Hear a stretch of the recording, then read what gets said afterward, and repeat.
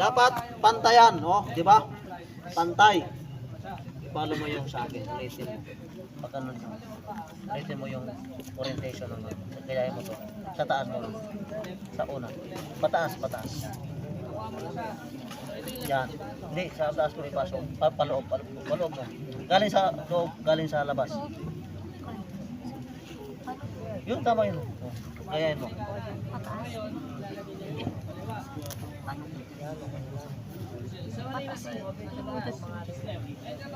Sige.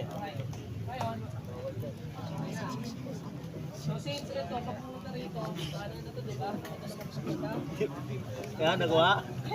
O, di ba? O, ganyan. Lahat para uniform tayo lahat. Okay, dapat pantay dito. O, dito. So, ganyan na. Ngayon, ito yung kanang kamay nyo. Ito yung left hand. Ang unang gagawin natin, pag kanang paa, left. Ipapasok natin sa pangalawang butas. Okay? Left, ipasok dito.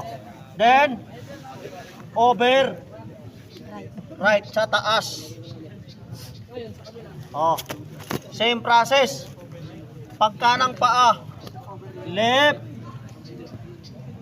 over, right. Left, over, right. Left, Kanan na sapatos, lagi na sa ibabaw ang over, right. Left, over, right. Left, over, right.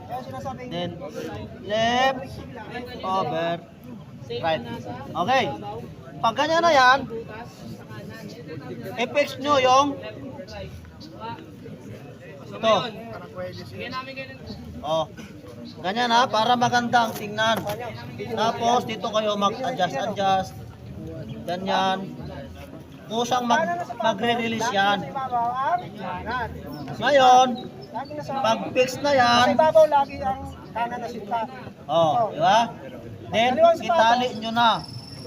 Lagi Ganyan. nasa kaliwa ang Oh. sintas. Then, Nagpalitan lang sila, palitan lang. ang napapansin ko kasi, nakaganyan yung iba. Ngayon, ipapasok nyo dito.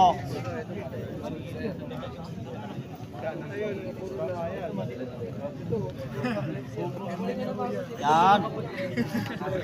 Nakuha. Pagkaliwa, balik na rin nyo lang yung process. Yung kanan naman sa ilalim.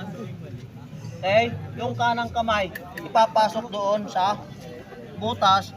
Tapos, itong kaliwa, itatawag na right over left pagkaliwa. Ha? O ha? Okay, let's do it. Pasado na kayo. Turuan.